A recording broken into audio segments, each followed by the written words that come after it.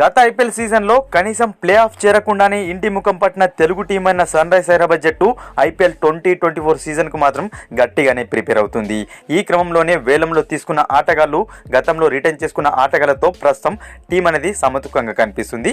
So sun rise జట్టుకు సంబంధించి full squad అదేవిధంగా స్ట్రాంగెస్ట్ ప్లేయింగ్ 11 ఏ విధంగా ఉండబోతుందో ఈ వీడియోలో తెలుసుకునే ప్రయత్నం చేద్దాం. మరిన్ని ఐపీఎల్ అప్డేట్స్ కోసం మన ఛానల్ని సబ్స్క్రైబ్ చేసుకుని పక్కన ఉన్న బెల్ బటన్ క్లిక్ చేయండి. వీడియో కనుక నచ్చినట్లయితే లైక్ చేసి షేర్ చేయండి ఫ్రెండ్స్.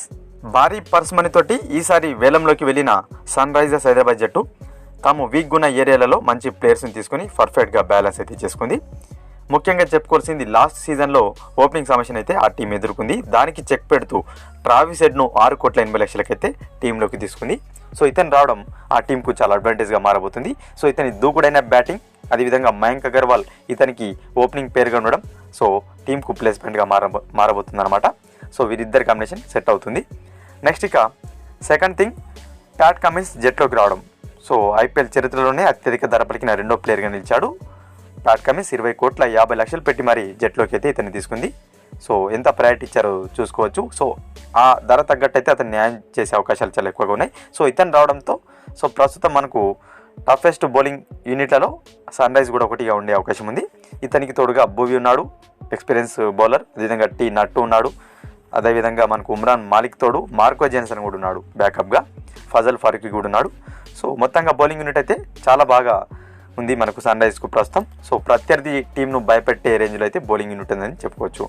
స్పిన్నర్ల విషయానికి వచ్చినట్లయితే ఇప్పటికే జట్టులో వాషింగ్టన్ సుందర్ ఉండగా బ్యాకప్గా మనకు షాబాజ్ అహ్మద్ అయితే ఆర్సీబీ నుంచి తెచ్చుకోవడం జరిగింది. సో ఇది కూడా అడ్వాంటేజ్గా మారబోతుంది. ఒకరు లేకుంటే ఒకరు టీంలో ఉండే అవకాశం ఉంటుంది.